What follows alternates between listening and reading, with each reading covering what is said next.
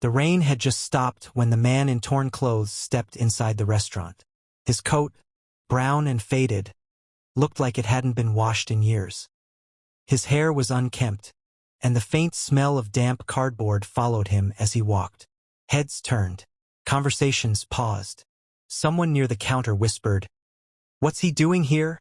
"Excuse me, ma'am," the man said softly, clutching a few crumpled bills in his rough hand. "Do you have any leftovers from lunch?" The young waitress froze.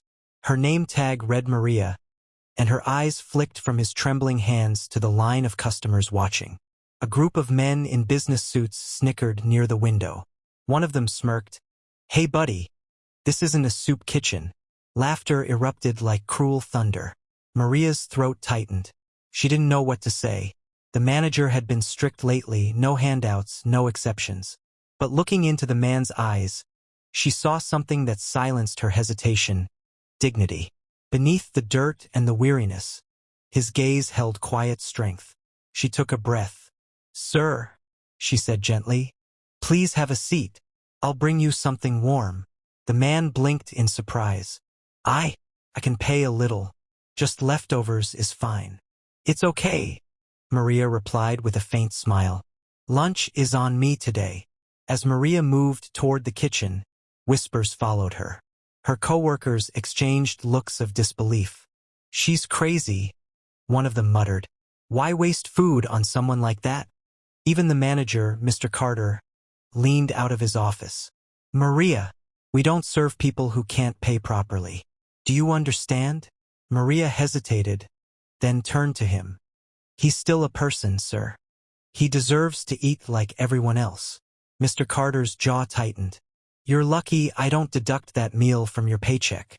She ignored the sting in his voice and carried a steaming plate of rice, chicken, and a bottle of water to the man. He looked down at the meal as though it were a feast prepared for a king. "I don't know what to say," he murmured, voice trembling.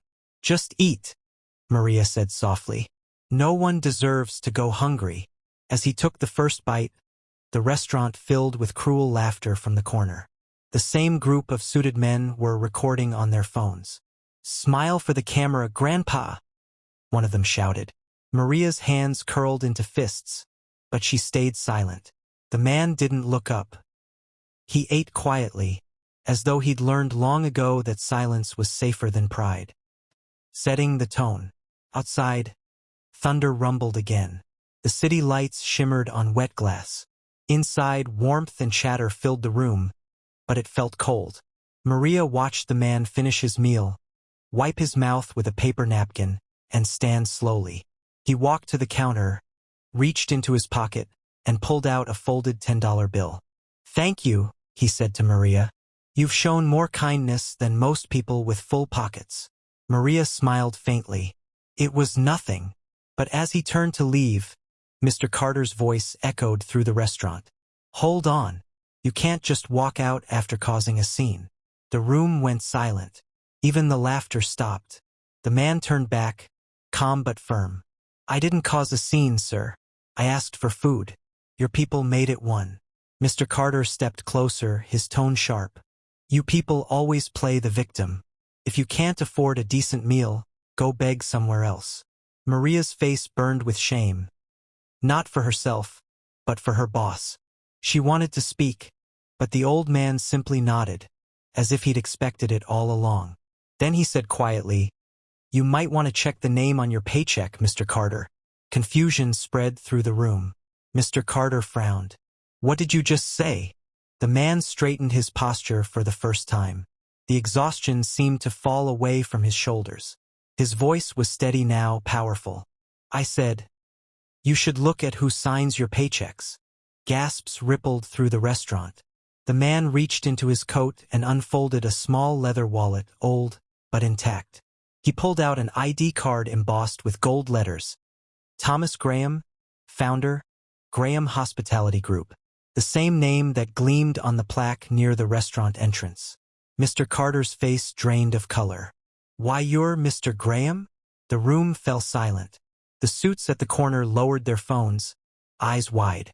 Maria stood frozen, her tray trembling in her hands. Yes, Thomas said quietly. I started this chain 15 years ago. I wanted it to be a place where everyone felt welcome. Today, I came dressed like this to see if that promise still lived here. He looked around the restaurant at the faces that had laughed, the manager who had scolded, and finally, at Maria. Seems like only one person remembered what humanity means. The emotional turn. Maria's eyes filled with tears. Sir, I didn't know who you were. That's exactly why your kindness matters, he said with a gentle smile. You didn't do it for recognition.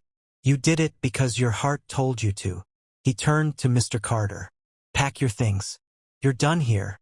Mr. Carter's mouth opened in protest, but no words came. The silence that followed was heavier than thunder. Thomas then addressed the room.